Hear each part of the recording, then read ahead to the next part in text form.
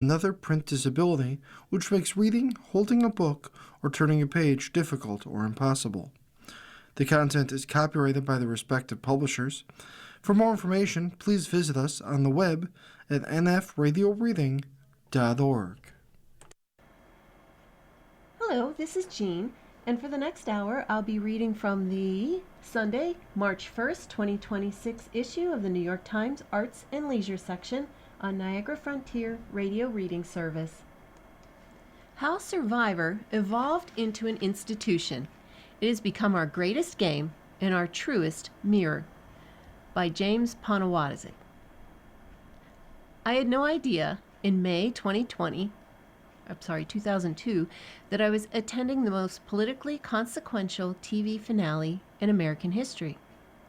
As a TV critic for Time magazine, I was covering the end of the 4th season of Survivor live from New York Central Park. Woolman Rink was done up tiki bar style in imitation of the reality show's tropical island setting. The cast reunion host, Rosie O'Donnell, rode up to the stage on a motorcycle driven by Colby Donaldson, the runner-up of Season 2. And backstage, the producer of Survivor, Mark Burnett, met Donald J. Trump, who had restored the skating rink and plastered his name all around it. Burnett had an idea. The showboat real estate developer and tabloid figure would be a perfect fit for a Survivor-like business reality show he wanted to make. You can argue whether and how much the course of American history would be different if not for Survivor. But as the show airs its All-Star 50th season, one for each star on the flag, it is clear that Survivor has been a game changer on TV and off. It wasn't just a hit, though it was, since its first season in the summer of 2000, an enormous hit. It popularized reality TV and helped to make it one of the defining cultural genres of our time. It started as a provocation that showcased duplicity and grew into an institution of family viewing. It is one of the country's greatest entertainments and most unsparing mirrors. Baseball may have had the 20th century, but in the 21st, whether you watched it or not, Survivor was America's pastime. Of course, before it is a reflection or indictment of society, Survivor is a game. For those of you who have been marooned on an island for a quarter of a century, it strands its cast in an isolated environment where they vote out one of their number in a tribal council every episode before the eliminating players choose a winner. But games have ideas. Monopoly started out as a critique of predatory landlords and became a celebration of capitalism. Football, George Carlin once joked, was a sports version of a U.S. tradition. Ground acquisition. The idea behind Survivor is that a social aptitude is the most important skill a person can have. It's a complicated contest that tests strength, endurance, and wits. Contestants have built home replicas of Survivor puzzles and done grip strength workouts to prepare for the show. But you can be strong, agile, or clever as you want. If you can't survive the vote, you're done. Survivor, in other words, is a political contest. Players form alliances and factions. They make promises and break them. They pitch themselves as strong providers, as charming rascals, as nurturers, as the kind of buddy you want to have a beer with, or at least drink from a coconut with. The show creates a hermetic world in which your companions are allies, obstacles, and resources to be managed. You depend on them to win challenges and keep the tribe fed, but they also stand between you and $1 million. Except for the All-Star Season 40, the grand prize has thus far remained at that Dr. Evil figure since 2000. Inflation be damned. The relationships that can develop can be real and transactional at the same time, like in real life. When the show premiered, it shocked a lot of sensibilities. To its detractors, it was not just bad TV, but a moral offense, a loathsome junk that exploited people and encouraged lying and backstabbing. Lord of the Flies was often invoked. The criticisms weren't entirely wrong. The show had a social Darwinian streak. Even the wildlife B-roll footage, serpent slitherings, insects praying, underlined a view of human nature as snaky and predatory. When Richard Hatch, a cocky, deceitful schemer, won the first season, it didn't help the show beat the rewards bad behavior rap. And yet, it was also an addictive, emotional, suspenseful story full of victory and vengeance that spotlighted types of people generally ignored by network dramas. The first season's final tribal council speech by the truck driver Sue Hawk, in which she endorsed Hatch over his opponent, Kelly Wigglesworth, on the grounds that the snake should eat the rat, is as memorable a TV signature line as Walter White's "I am the one who knocks." As the show went on, it became clear that there was more than one way to play the social game. You could be Menschy or Machiavellian, you could be an exhibitionist or fly under the radar. You could outfit yourself with halo or horns. One season featuring returning players was subtitled Heroes versus Villains. What you couldn't do was ignore the social game altogether. Russell Hantz, one of the game's most ornery and aggressive players, was denied the win by two different final tribal council juries annoyed by his unpleasant play. It was a show, and the players in it were performing for the audience and for one another. But that isn't the same as saying that Survivor isn't real. Like many reality shows, it's a story of real people really interacting in a contrived environment with cameras everywhere. Maybe that made for exaggerated self-conscious behavior, but people don't modulate their persona only on TV shows. They do it at school, on dates, at work. It was a TV show for people who had grown up on TV, and it was a prescient forerunner of how the social media era, with a camera in every pocket, would encourage everyone to stage curated versions of their lives and selves. Something clicked. Over 50 million people watched the first season finale, and soon TV was full of imitators. After the September 11 attacks, a month before Survivor Season 3 premiere, there was a brief sentiment that the new post-tragedy era would sweep away reality TV. Surely viewers would return to more wholesome, uplifting entertainment with real heroes and bad guys and clear-cut morals. Instead, we got The Bachelor, American Idol, Joe Millionaire, and numerous arrangements of housewives. Survivor didn't only influence real TV. If the ABC executive Lloyd Braun didn't pitch the idea of a primetime drama about plane crash survivors inspired by the success of Survivor, we wouldn't have Lost, which, along with its own legion of puzzle show imitators, captured a different aspect of an era of conspiracy and paranoia. In many ways, Survivor and its imitators were pursuing the same themes as 21st century prestige TV, albeit in a more populist package and with more bug eating. Survivor didn't have the acclaim of The Sopranos, which began a year earlier, but it too challenged TV norms by centering anti-heroes in morally murky situations and trusting the audience to know the difference between representation and endorsement. This may sound like a highfalutin way to describe a big-budget game show, but Survivor has never been modest about its ambitions. Burnett disclaimed the label reality TV, preferring unscripted drama. Certainly changes and conflicts in the larger society have made their way into the bespoke society of Survivor casts. A 2017 season featured a transgender contestant, Zeke Smith, who was outed by another player. The incident, though uncomfortable, became a kind of teaching moment, treated with as much nuance as a reality TV elimination ritual can manage. 2 years later, Survivor had its own Me Too incident and handled it badly. A player was ejected off camera for instances of inappropriate touching, but not until after viewers had seen female contestants complain about the behavior while the offender stayed on the show. Social experiments can go awry. The 13th season, Cook Islands, divided players into ethnic tribes: white, black, Latino, and Asian. It's hard to imagine such a premise surviving a pitch room today. Reality shows, much like TV, have often failed at depicting multicultural society. There is an ugly history of stereotyping, like positioning black women as angry antagonists, and underrepresentation, The Bachelor didn't get a black lead until 2021.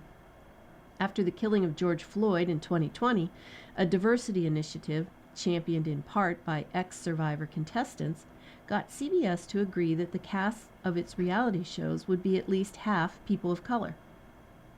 You can see the difference in the post-COVID seasons of Survivor, though it's unclear how much longer that will last. Last year, CBS's parent company, Paramount, preparing for a merger that required Trump administration approval, announced that it would curb its diversity, equity, and inclusion programs.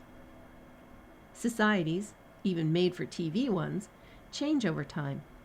This is true of Survivor, which is not the same show that it was in 2000, either as a competition or as a social metaphor. We still have the almost religious rituals and incantations. Fire represents life. The tribe has spoken.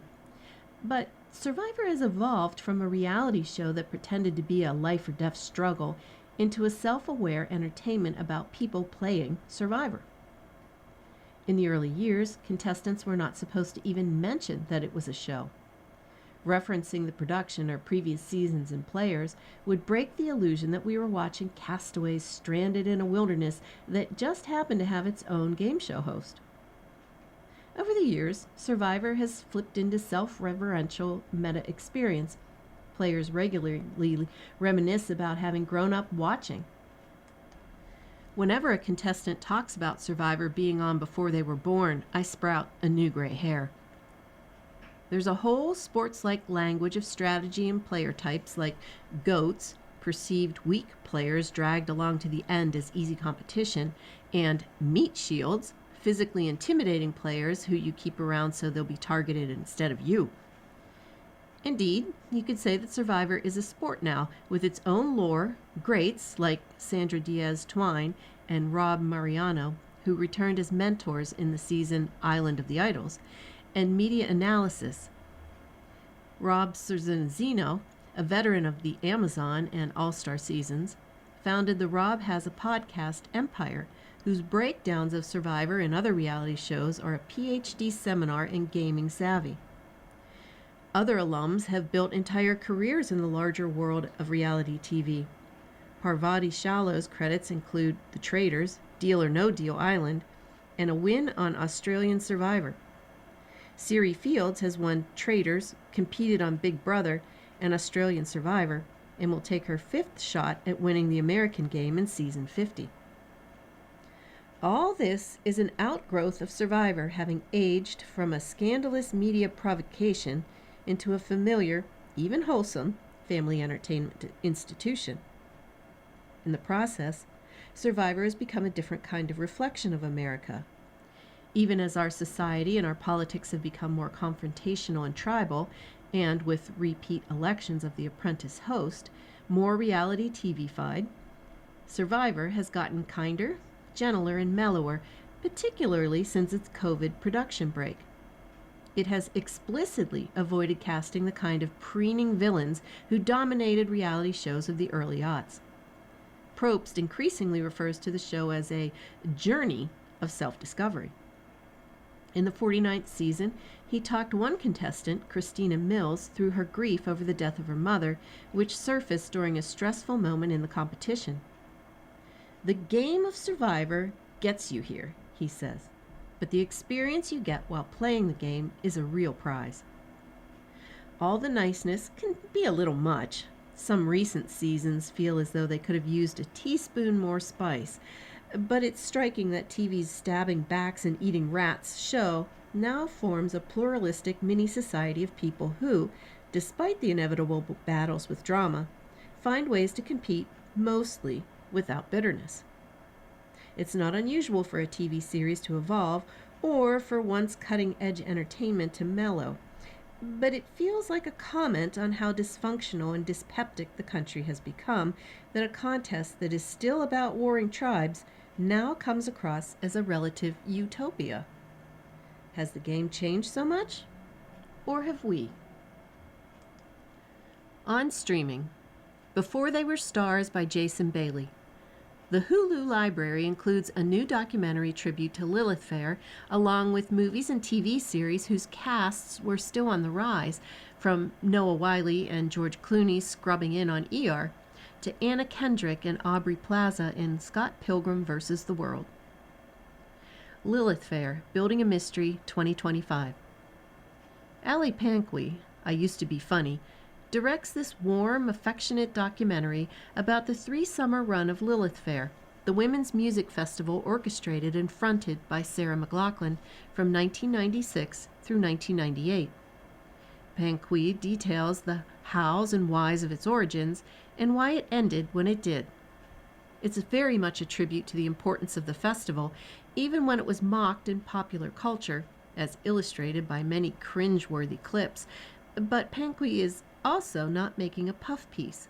She notes and respects many of the criticisms leveled at the festival and recounts how the organizers adjusted to them and evolved.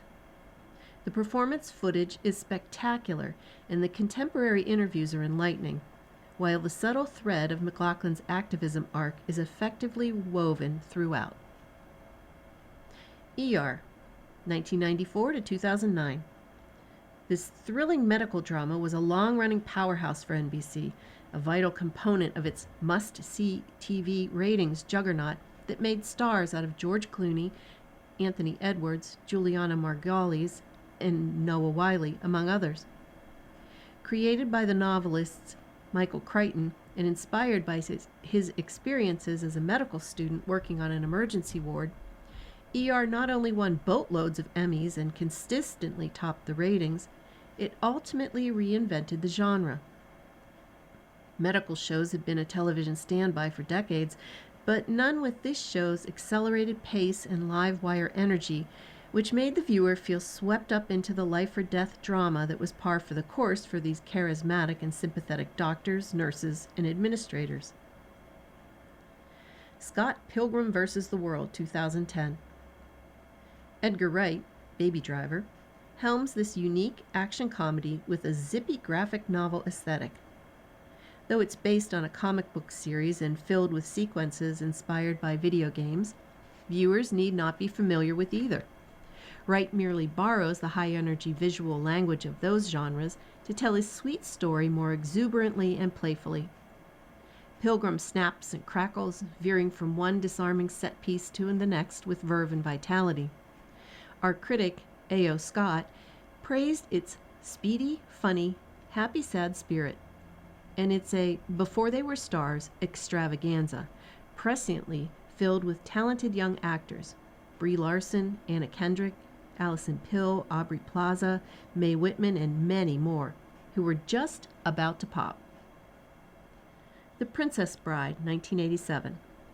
The director, Rob Reiner, and the screenwriter, William Goldman, adapting his own novel, perform one of the most graceful acts of double talk in all of cinema, simultaneously presenting a thrilling bedtime story told by a cheerful grandpa, Peter Falk, to his sick grandson, Fred Savage, and a sly satire of such stories thanks to the rakish humor of Goldman's script and the hilarious supporting performances by the likes of Billy Crystal, Carol Kane, Peter Cook, and Wallace Shawn.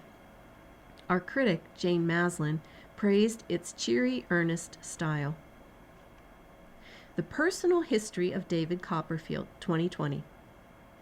The director and co-writer, Armando Iannucci, exhibits a light touch even when dealing with matters of misery, poverty, and death in this merry adaptation of the classic Charles Dickens novel. Iannucci juices up the jokes, speeds up the pace, and cheerfully indulges in colorblind casting. The result is a delightful mashup of Dickens' style and Iannucci's own. Dev Patel is charming and charismatic in the title role. Hugh Laurie and Tilda Swinton shine in their juicy supporting roles, and Peter Capaldi is a pitch-perfect macabre. It's all refreshingly silly, delightfully high-spirited, and gently layered with just enough pathos. Iannucci's The Death of Stalin is also on Hulu. You are listening to a reading of articles and features from the New York Times Arts and Leisure section on Niagara Frontier Radio Reading Service.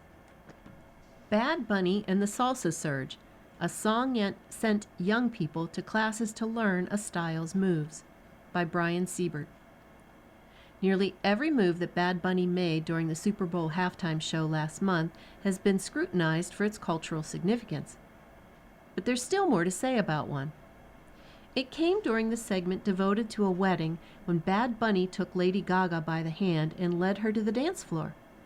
The song was his Baile Inolvidable, or Forgettable Dance, as he gallantly guided her in a circle around him. Bad Bunny wasn't just doing any dance. It was salsa. Salsa dancing, a partner form of entangling turns in Afro-Caribbean rhythms, has a large global following. But when Bad Bunny released Unforgettable Dance at the start of 2025, many were surprised that an artist known for reggaeton and Latin trap had put out a salsa track. What came next was equally unexpected, a surge of interest in salsa dancing, especially among the young. A surge felt immediately on the New York scene.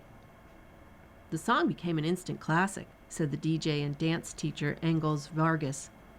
A song that they play every night when you go out. Talia Castro Pozo has been hiring salsa bands for her Latin Mondays dance parties for 20 years. She also helps organize outdoor salsa events in New York every summer. Last year's were packed, she said.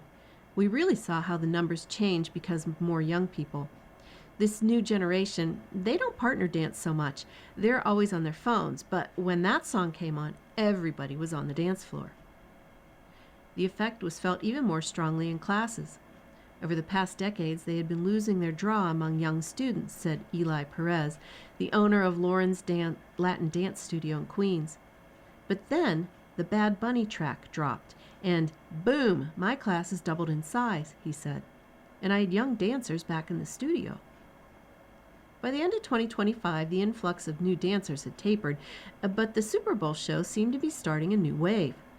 Castropozo said that her event the next day was already full of new faces. The Bad Bunny salsa surge hasn't been limited to New York.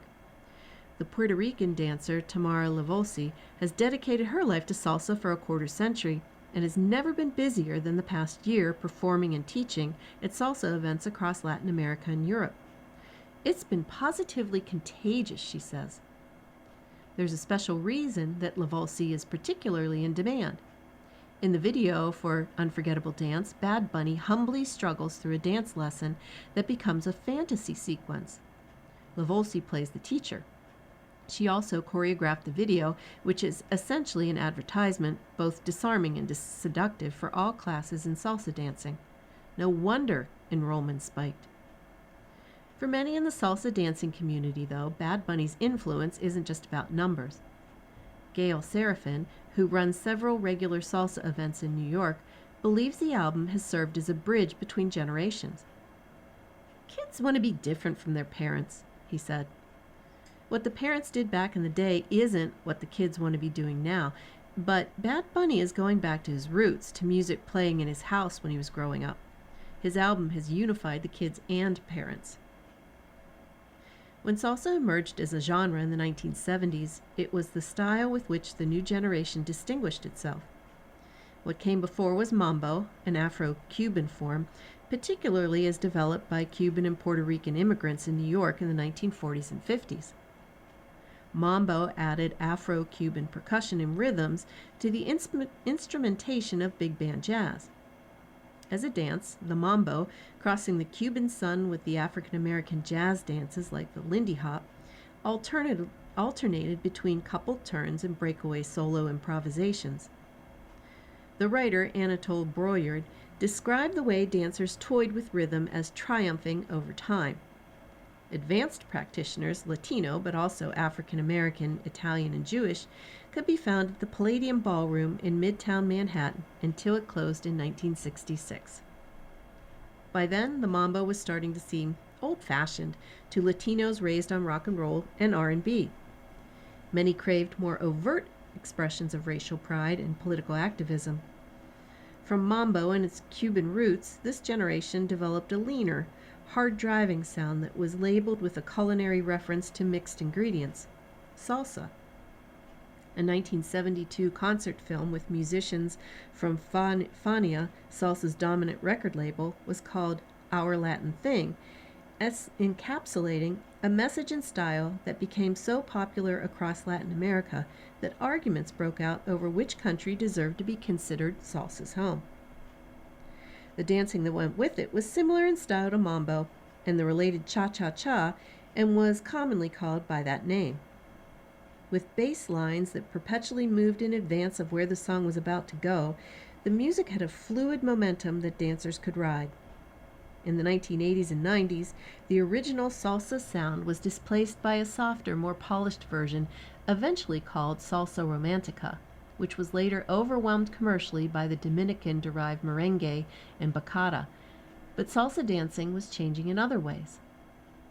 Central to those changes was the teacher Eddie Torres, who, in training dancers for his professional troupe in the 80s, codified a particular rhythmic approach to salsa dancing called on two that was closer to Palladium style.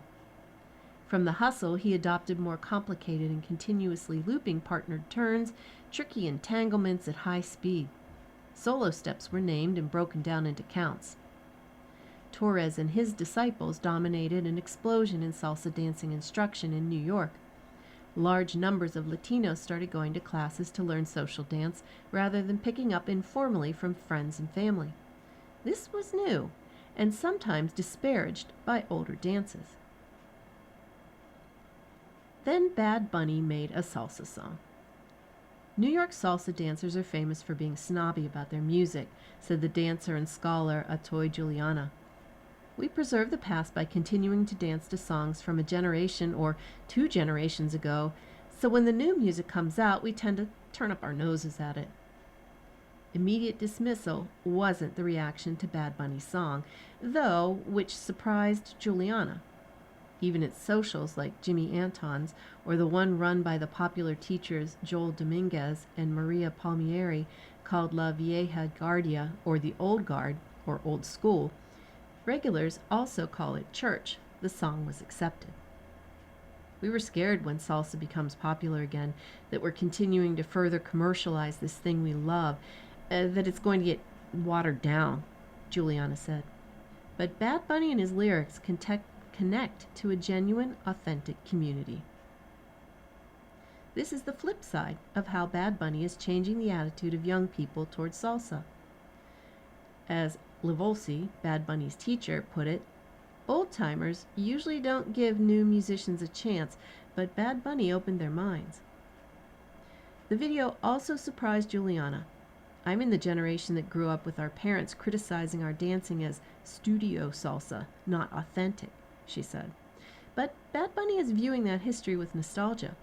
When he thinks about salsa, he thinks about going to class. The message Bad Bunny was sending while dancing salsa before the eyes of millions at the Super Bowl halftime show, how Bad Bunny danced to Unforgettable Dance, was everyday salsa, the kind danced by every generation at weddings.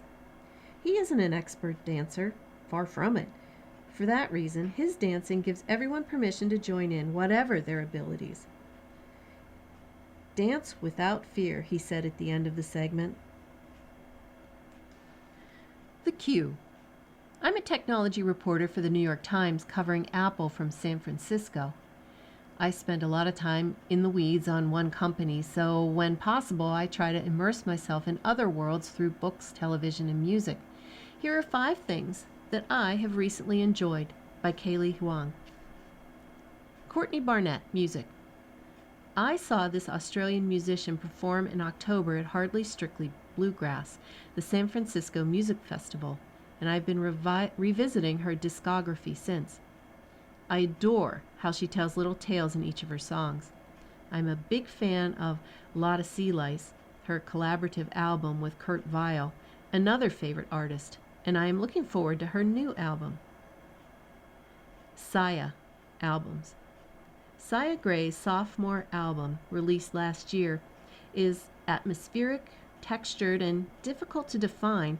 She cycles through twangy guitars, smashing drums, glitchy electronics, and moments of plain noise. My favorite track is HBW, which feels like a cold plunge. I Who Have Never Known Men. Books. I read Jacqueline Hartman's 1995 novel about 39 women and one girl who were imprisoned underground and then suddenly escape in one sitting. Narrated by that girl who has no memory of the past, its austere prose makes for a haunting meditation on the meaning of being human. I skied down Mount Everest. Video. This video follows Andrzejski Bargiel, a Polish skier, as he becomes the first person to summit Everest and ski all the way down without supplemental oxygen. I have some interest in ski mountaineering, nowhere near enough for Everest, but even if you don't, it's a beautiful testament to what humans are capable of. The Sopranos, television. I'm almost 3 decades late to a show that needs no introduction, but in case you're like me about a mob boss with anxiety.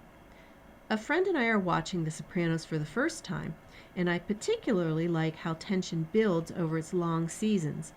Sometimes it's like seeing a car crash. You can't look away. After the Fall, Time, and Rewrites. Lauren Yee's post-Soviet buddy comedy emerges. By Laura Collins Hughes. The first play that Lauren Yee ever wrote took no more than a day to finish. She was only a teenager, and it was only a 10-minute play, but still. Her habits as an artist have evolved considerably since. Her latest work, Mother Russia, a raucous comedy with a dark political center, gestated fitfully for 9 long years from its festival beginnings in 2017 in Steamboat Springs, Colorado, to its current lauded off-Broadway form.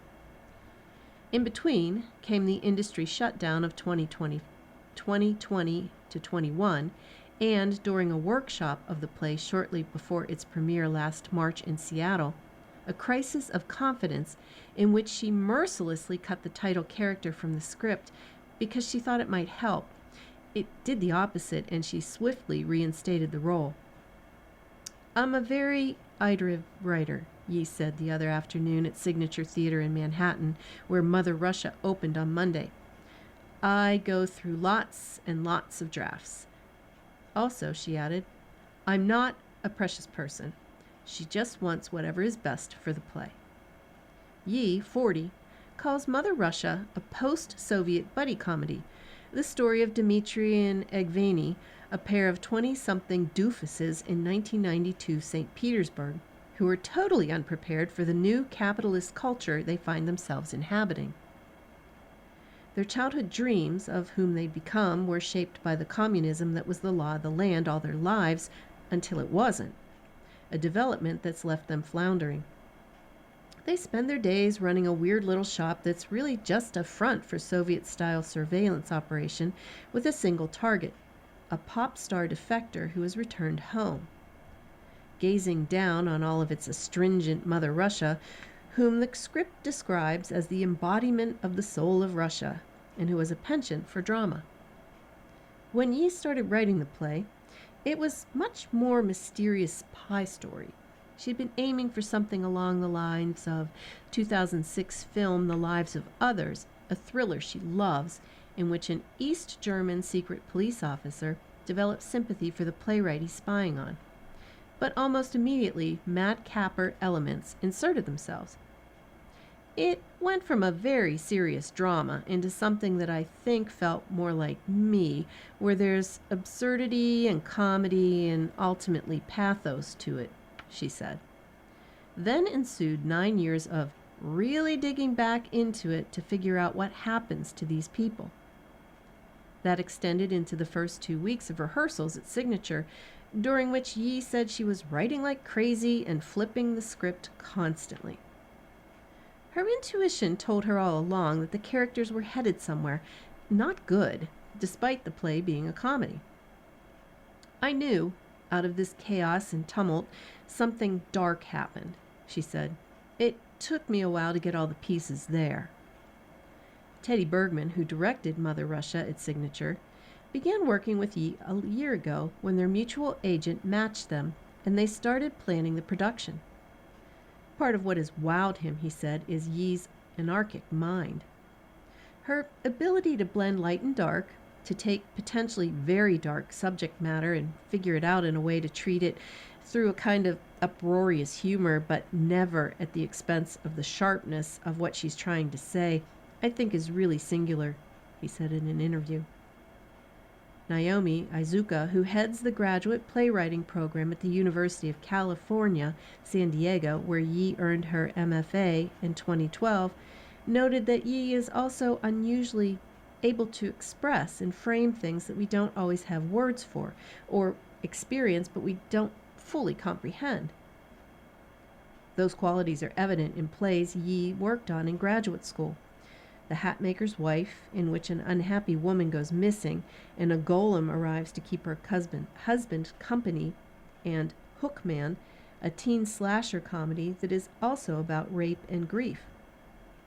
Likewise, The Great Leap, 2018, a basketball play about the Tiananmen Square massacre, and Cambodian Rock Band, 2018, about musicians in the Khmer Rouge genocide.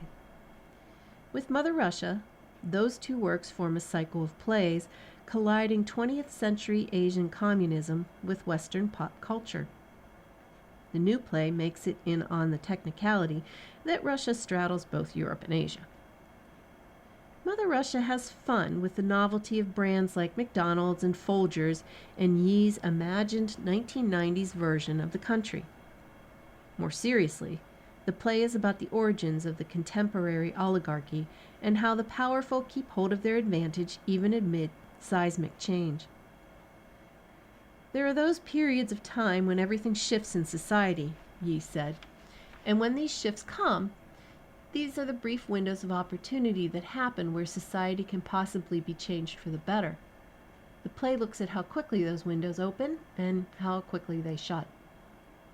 Yi, who lives in Manhattan with her husband and her two daughters, was born and raised in San Francisco and scribbled stories as soon as she could grip a pencil. She sees the seeds of her play cycle in her early years, the late 80s and the early 90s, when she was too young to be aware of geopolitics. Yet the contours of her environment were shaped by immigration in her classmates' families. I was starting elementary school at a time when you were beginning to see the effects of the dissolution of communism as we knew it, she said. So I went to school with the children of refugees from the Vietnam War.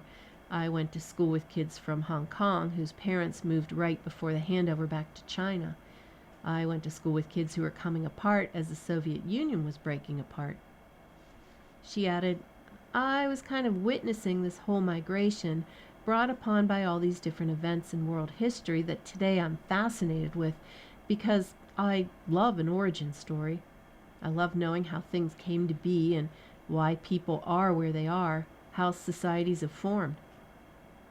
How Yi, the playwright, came to be owes something to the email she found in the family inbox when she was in high school. Growing up, she said, theater had scarcely figured in her life. She learned dramatic storytelling from cable TV, I Love Lucy, a favorite of her mother's, and Basil Rathbone's Sherlock Holmes films, which her father liked. The AMC dramedy Remember When, a favorite of her own. When she read that email, which has been forwarded to her father, she doesn't know why. About a 10-minute play contest with a Lunar New Year theme.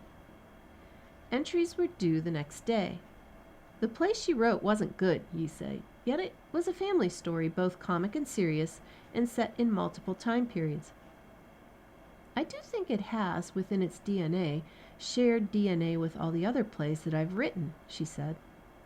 At the script hand-in reading her 10-minute play was given, the adolescent Yi felt for the first time the thrill of her words coming out of actors' mouths and the pleasure of making art with other people. She wanted more of that. So she gathered her friends, who were also not theater kids, she said, and formed a company, Youth for Asian Theater. They wrote, directed, acted, put on shows for the community, and taught themselves how to do it all. But there were things about being a playwright that could take years for Yi to learn. As an undergraduate at Yale, where she majored in theater, she remembers feeling the growing pain of trying to figure out not just how to write, but how to be a theater person. Being a theater person, she explained, has to do with knowing how to collaborate.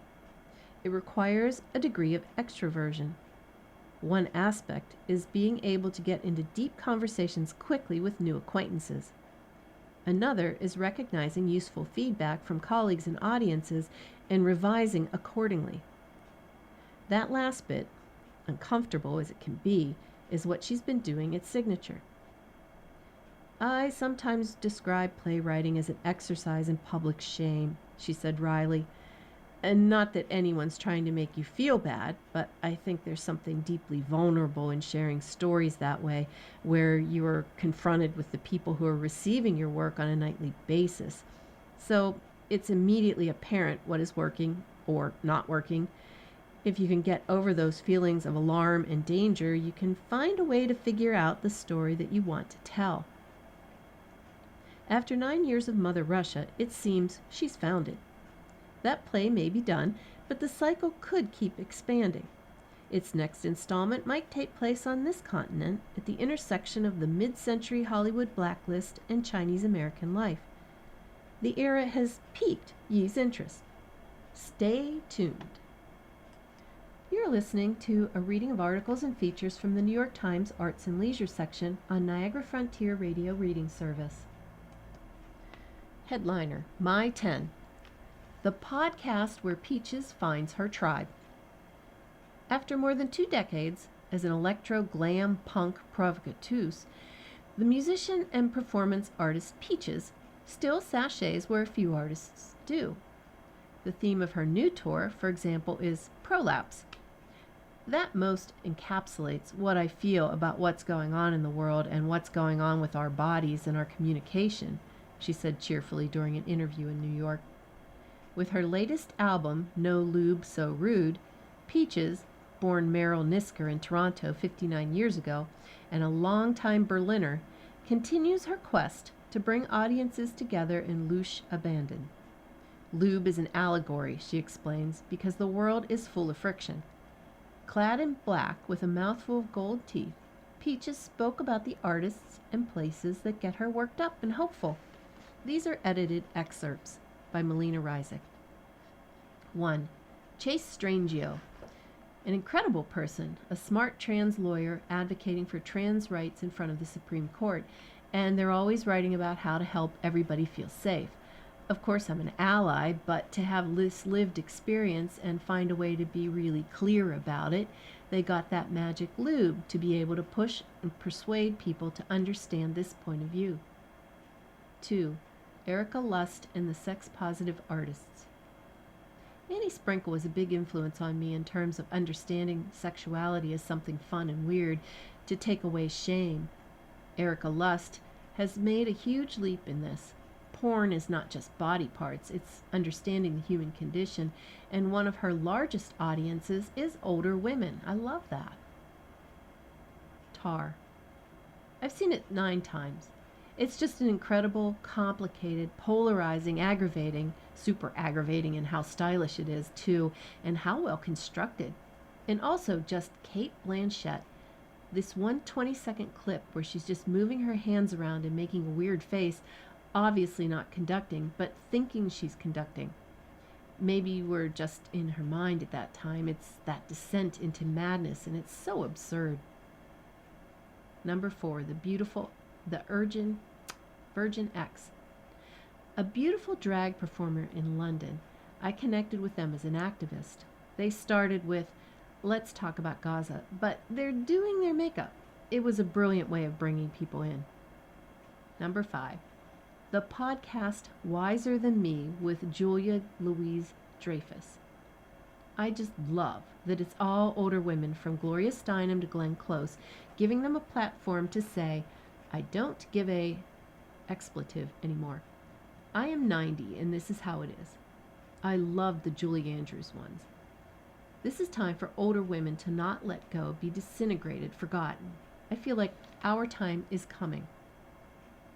Number 6, songquiz.com. They give you 5 or 10 seconds of a song and then you have to say the artists and the song. It's like my happy place. I'm good at the 80s, particularly good at the 60s, but I'm exceptional at the 70s. Number 7, Grace Jones. My North Star. There is no better performer in the world. Every song is thought out, but always with an element of spontaneity and sass. I had broken my ankle at a show in Portugal, and 2 nights later was opening for Grace. I was like, there is no way I'm not doing this, and I'm going to bring my A+, game. I got a wheelchair. I had it spray painted pink, put hair all over it. I got to meet Grace, and she was obsessed with the wheelchair. She was wheeling me around backstage, laughing maniacally. I will take that to my grave. Number 8. Sarah Sherman, Sarah Squirm. We started to just DM each other. Hi, I love your work. We met a few times now. Her SNL backstage is all clowns. But you never really get Sarah until you've seen her special. She's taking those really old school ways of almost, take my wife please, jokes, all the tropes, and spinning them on their head. Number 9. The Smitten Kitten in Minneapolis. A very queer positive sex shop that has become a refuge for people who need supplies and resources and money. Ann Lehman, the organizer, is leaning into their purpose instead of leaning into worry and fear. Number 10. Marzipan Garden Collective. There's an incredible queer spaces in Berlin, and this one is a safe space for queer, marginalized, BIPOC community. It's essentially a truck squad, akin to a trailer park, in the middle of Marzahn, where everything around is quite right-wing. But they have this beautiful space where they can house people and put on community works. My work has saved my life. Delroy Lindo, an Oscar nominee for his role in Sinners, talks about the film and the power of affirmation, by Clarissa Cruz. Delroy Lindo is tired of the sound of his own voice. It's a fabulous one, deep and commanding, fitting for a man prone to thoughtful pauses and allergic to slick sound bites. But he's heard a lot of it lately, given how often people want to discuss his performance as the liquor-loving blues musician Delta Slim in Ryan Coogler's acclaimed movie Sinners, the role that earned him an Oscar nomination last month for Best Supporting Actor. Its recognition many feel is overdue, giving Lindo's stellar turns in Da 5 Bloods 2020, Cider House Rules 1999, and Malcolm X 1992. Coogler, who has said Malcolm X changed his life, attested to the power of Lindo's portrayal of Delta Slim. I don't know if I've ever been part of a character who could be this poignant, he said. In those moments of emotional truth where you see the cracks between he's drinking and he's not, it just knocks everybody flat. The best part of this process has been that people are so genuinely happy for me, Lindo, 73, said. It's not an ego thing. It's nothing to do with that. It has everything to do with affirmation and the power of work to impact one's fellow human beings, which is why I got into it in the first damn place. The interview was conducted before the BAFTAs, where an audience member with Tourette's syndrome involuntarily shouted a racist slur when Lindo and his Sinners co-star, Michael B. Jordan, were presenting. When reached for additional comment, Lindo, through a representative, declined and pointed to a statement to Vanity Fair that he wished someone from BAFTA spoke to us afterwards. Here are the edited excerpts from our conversation. Much has been written about Delta Slim's pivotal monologue about a rail station lynching, the exact moment when his pain is channeled into music. Can you talk about how that came about? By the time I got to that final moment, I was sufficiently steeped in the storytelling. On the one hand, I was steeped in the pain of the moment, but on the other hand, I'm not speaking to the two gentlemen in the car, Michael B. Jordan's Stack and Miles Catton's Sammy, as a victim. I'm not a victim. These things happened. I'm pushing back against that violation. It's a manifestation of where, quote unquote, the blues comes from. Oppressed persons are going to find ways of expressing themselves to help them navigate the pain. An early cut of the film didn't have the full scene. What did you, and from what I understand, some of the other cast members, do? Well, they just talked about the importance of it being reinserted. In my own personal case, both the chain gang scene, which had been taken out, and a very specific moments in the monologue had been taken out, I said to Ryan, in my opinion, man, those things have to be put back in. One, because they speak directly to my origin story, and two, structurally, they're critically important to the overall narrative. It wasn't just about an actor having a moment of ego. Because it wouldn't have made sense for his character to be self-medicating without having gone through that. The concept of pain creating art. That's right, exactly what I'm doing and what I believe every other human being on the planet would do. And that is to find a way to live with my life without being crushed by my circumstances. The self-medicating you reference is my way of doing that. I was in New York a few months ago and this lady in a restaurant said, "Oh, you play the drunk in Sinners." And in my head I thought, is that what you saw? A drunk? Forgive me, but it's about so much more than that. I understand how having a difficult childhood can inform one's work. I watched your recent episode of Finding Your Roots and wondered if something similar happened with you in terms of channeling experience into art. Absolutely. I'd say fairly consistently that my work has saved my life. Figuratively and literally, no question, hands down. Because what my work has always allowed me to do is channel just what you said. Channel my pain, channel my neuroses, channel my eccentricities into specific forms of expression, without which I'm not sure what would have happened. I'm not sure, man. You've talked about your first role in your elementary school's nativity play and how the reason you loved acting was not because of the response you got from the audience, but because of the affirmation you received from the teacher. You often speak about moments of affirmation in your life. Why are they so significant to you? Because in those moments, God is presenting himself or herself, the universal being, whatever term you use, to me and saying, keep going. And it happened frequently enough to constitute for me signs. These are signs that I must keep going, keep working. Do you know who the actor Earl Hyman was? I do. I was at such a low point when Earl gave me that affirmation. As a young actor, this is going back many years, but I think it was 8 months where I couldn't get arrested, man, and one thinks like the world is coming to an end. It's over. And that kind of despair, that kind of hopelessness, and I know that as a human being, one can never get to a point of hopelessness where you truly give up. But I tell you what, you can come close. Earl was a savior in that moment. He said this, and I'll never forget this. He said to me, "Young man, you have nothing to worry about." Lindo paused to wipe tears from his eyes. Now, why does that every single time? Why is it so moving to me? I'm surmising it's because it's something that lives so deeply inside of me and is gargantuanly important for my survival as a creative human being and my going on to flourish.